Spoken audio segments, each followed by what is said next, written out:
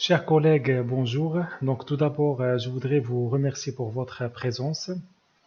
Nous allons voir aujourd'hui les anémies A régénératives. Donc c'est une infection hématologique très fréquente. J'aimerais bien à la fin de ma présentation que vous arriviez à poser un diagnostic d'une anémie A régénérative, de justifier les examens complémentaires nécessaires et enfin de prendre en charge des patients avec des anémies carentielles. Maintenant, pour la définition d'une anémie régénérative, elle est simple. Premièrement, par la diminution du taux de l'hémoglobine et par un taux de réticulocytes en valeur absolue inférieure à 120 000. Maintenant, il existe de fausses anémies. À titre d'exemple, par hémodilution en cas de grossesse à partir du deuxième trimestre, en cas de splénomégalie volumineuse par séquestration splénique des globules rouges, et enfin en cas de présence d'immunoglobulines monoclonales telles que vues dans la maladie de Waldenström.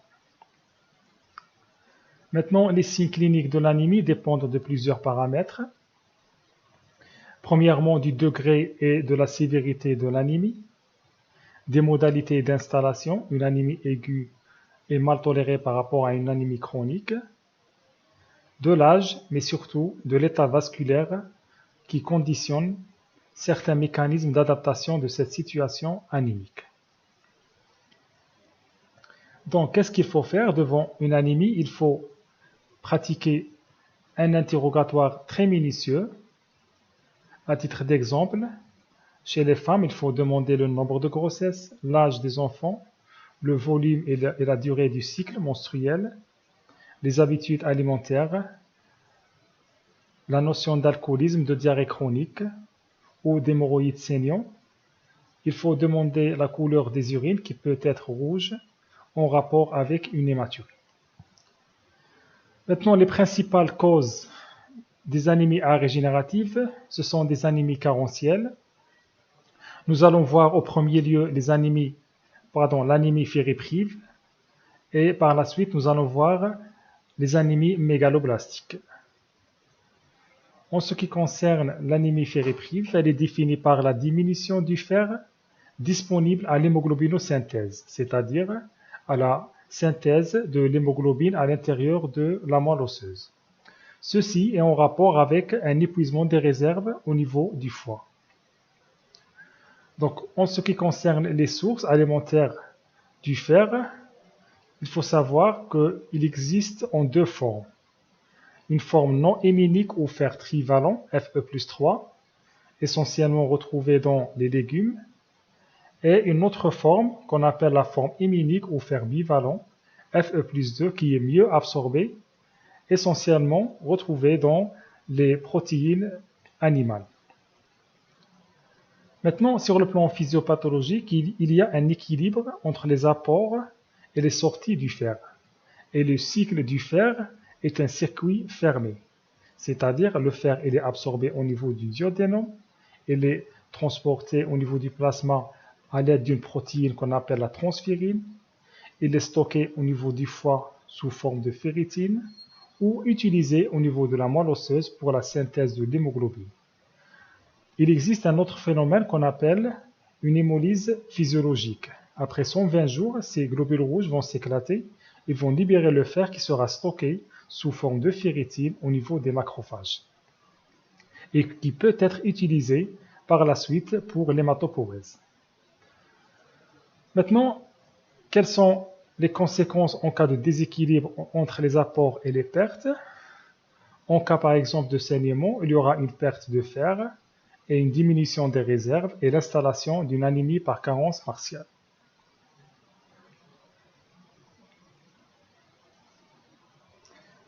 Les conséquences sur l'érythropoïèse sont la diminution de la synthèse de l'hémoglobine, l'installation d'une hypochromie avec des globules rouges qui sont pâles, l'augmentation du nombre de mitoses. Chaque globule rouge va se diviser plusieurs divisions pour donner des globules rouges de petite taille qui est responsable de la microcytose. Et enfin, l'installation d'une anémie microcytaire hypochrome avec une ferritine qui est basse. Maintenant, Pour le diagnostic positif, il est facile. Il est suspecté devant des signes d'anémie, d'installation progressive, une asthénie par exemple, des signes en rapport avec une dyspnée d'effort, des palpitations, des céphalées, vertiges, bourdonnement d'oreilles et parfois même on pourra retrouver un souffle systolique. Il y a d'autres signes en rapport avec la carence en fer, ce sont les signes de sidéropénie, en particulier cutanée, avec une peau et des lèvres sèches, parfois une petite commissure au niveau des extrémités des lèvres qu'on va l'appeler perlèche.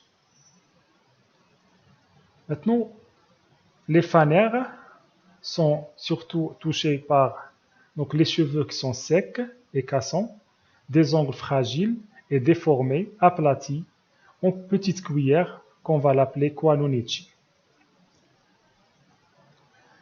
Les patients avec une carence martiale peuvent présenter des signes digestifs en rapport avec une atrophie de la muqueuse œsophagienne, une gastrite atrophique et même parfois on pourra avoir une atrophie de la muqueuse génitale. Maintenant, comment elle va se manifester, l'anémie fériprive. Donc, le premier examen à demander, c'est l'hémogramme, avec une anémie, avec un taux d'hémoglobine qui est bas. Cette anémie, elle est hypochrome, avec un taux de CCMH inférieur à 32%, microcytaire, arégénératif d'origine centrale, avec un taux de réticulocytes inférieur à 120 000. Parfois, on pourra trouver une leuconeutropénie et une hyperleucocytose modérée. Le frottis sanguin va confirmer les données de la NFS avec une anisocytose et une poikilocytose, c'est-à-dire différentes tailles et différentes formes de globules rouges. Il va confirmer la microcytose, mais parfois on pourra trouver une double population, microcytaire et macrocytaire, en rapport avec une carence mixte, fer et folate, ou fer et vitamine B12. Maintenant, pour confirmer le diagnostic, il faut demander un bilan martial. Donc le fer sérique sera diminué, la capacité totale de fixation de sidérophiline augmentée, le coefficient de saturation diminué. Mais pour confirmer le diagnostic, il faut demander un dosage de ferritine, qui est le diagnostic de certitude, qui sera diminué. À défaut de non-disponibilité du bilan martial, on pourra pratiquer un test thérapeutique, c'est-à-dire on va donner des comprimés de fumarate ferreux aux patients à dose thérapeutique et on refait une numération et un taux de réticulocytes à J14 du traitement. En cas de carence martiale, on va trouver une crise réticulocytaire, c'est-à-dire une augmentation rapide du taux de réticulocytes, en rapport avec une régénération rapide de la moelle osseuse, vu que le fer est disponible. Maintenant, l'anémie fériprive pose un diagnostic différentiel essentiellement avec les anémies inflammatoires, où il y a un problème de disponibilité du fer avec un stockage accru au niveau des macrophages médulaires, en rapport avec une inflammation.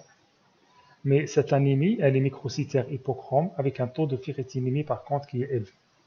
Donc le diagnostic se fait avec les syndromes inflammatoires et les thalassémies mineures. Ces deux situations, la ferritinémie est élevée ou normale. Par contre, en cas de carence en fer, la ferritinémie est effondrée. Maintenant, quelles sont les causes de la carence? Elles sont en rapport soit avec une augmentation des pertes, telles que en cas de saignement, soit une diminution de l'absorption, tels que les patients avec une maladie cœliaque, ou une diminution des apports, tels que les patients avec un niveau socio-économique bas, ou une augmentation des besoins physiologiques en cas de grossesse par exemple, ou en cas de croissance.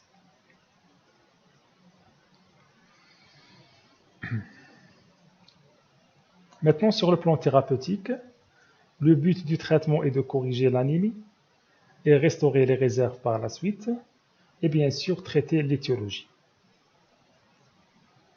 Qu'est-ce qu'on a comme moyen? Le fumarate ferreux, Fe+2, c'est le fer héminique le mieux absorbé. À titre d'exemple, on pourra donner Fumafer, dosé à 66 mg de Fe+2 en comprimé. Chez un adulte, par exemple, on pourra donner 2 comprimés 2 fois par jour au milieu des repas. Parmi les effets secondaires majeurs, on a les nausées, les douleurs abdominales, mais surtout la constipation et des selles noirâtres. Donc le médecin, il doit aviser le patient. On pourra associer la vitamine C au début du traitement pendant 7 jours, un comprimé par jour, puis arrêt. Bien sûr, il faut traiter l'étiologie pour éviter la récurrence de la maladie. Comment on va évaluer la réponse au traitement? Par la correction du taux de l'hémoglobine après 2 mois, la restauration des réserves après 4 mois, et donc la durée du traitement, c'est 6 mois, mais toujours il y a un risque de récurrence si l'étiologie n'est pas traitée. En ce qui concerne le traitement prophylactique, il est préconisé chez la femme enceinte à partir du 3e trimestre de grossesse ou durant l'allaitement. Maintenant, on va passer aux anémies carentielles mégaloblastiques. Elles sont définies par, premièrement, la diminution du taux de l'hémoglobine et deuxièmement par indisponibilité de facteurs exogènes de l'érythropoïèse, à savoir la vitamine B12 et l'acide folique. Donc cette anémie, elle est appelée aussi anémie par carence en facteurs antipernicieux.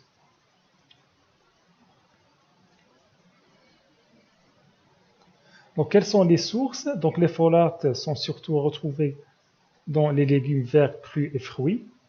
L'absorption se fait au niveau du jejunum et les réserves sont limitées pour 3 à 4 mois. En ce qui concerne la vitamine B12, les sources sont exclusivement protéines animales.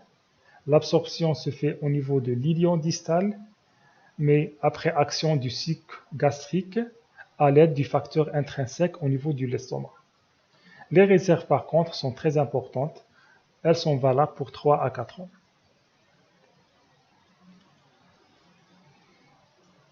Ces deux vitamines, ce sont des vitamines qui sont exogènes, indispensables à la synthèse de l'ADN, mais la vitamine B12 a une autre action sur la synthèse de gains de myéline indépendamment de la synthèse de l'ADN. C'est pour cette raison que les patients présentant une carence en vitamine B12 peuvent présenter des signes neurologiques.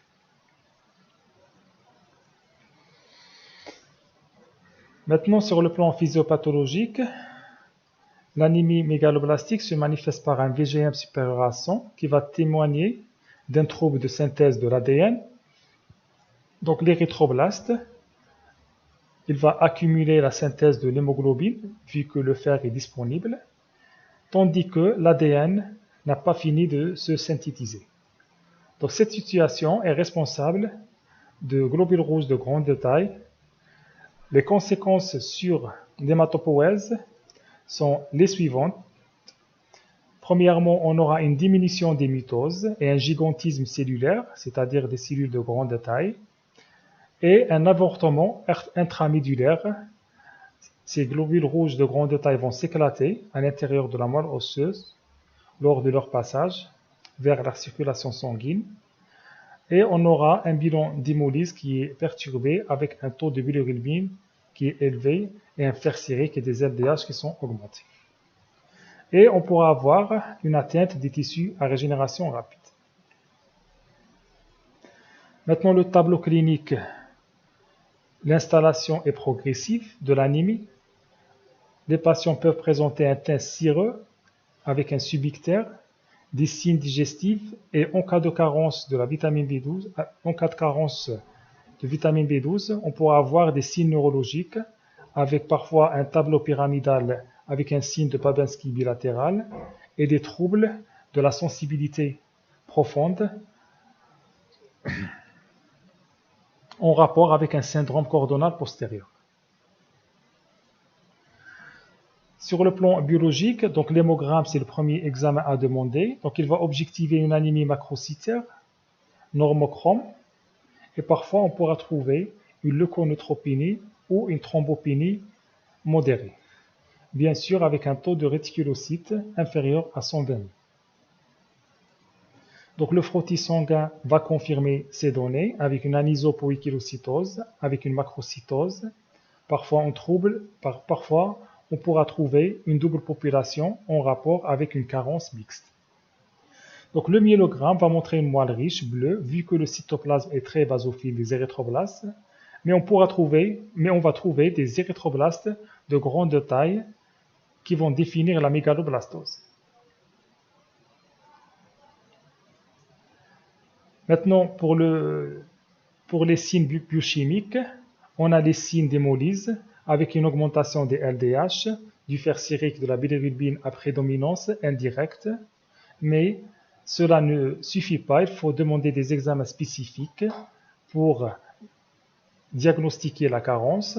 Donc on va doser la vitamine B12 et ou l'acide folinique et on va les trouver diminués. À défaut, on pourra pratiquer un test thérapeutique. Donc pour le diagnostic positif, donc il est facile, il est suspecté devant un syndrome anémique, des signes digestifs, des signes neurologiques en cas de carence en vitamine B12 et d'autres signes d'hémolyse. Le myélogramme va objectiver la présence de mégaloblastes et le diagnostic sera confirmé par le dosage vitaminique qui sera diminué et c'est le diagnostic de certitude. À défaut, on pourra pratiquer un test thérapeutique. Maintenant, l'anémie mégaloblastique pose un diagnostic différentiel essentiellement avec les anémies non carentielles ou les anémies par carence mixte. Donc en ce qui concerne les anémies non carentielles, les situations sont en cas d'hémorragie aiguë, en cas d'hypothyroïdie ou en cas de syndrome myélodysplasique.